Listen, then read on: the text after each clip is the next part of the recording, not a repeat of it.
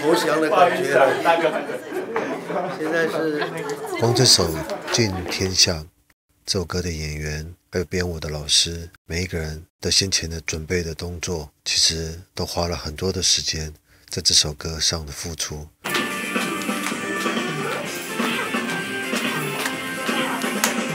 好，握手，举起来。也希望大家能够在任何一个活动聚会的时候呢，在最后放这首歌叫《尽天下》，没有任何一件困难的事情会难倒自己。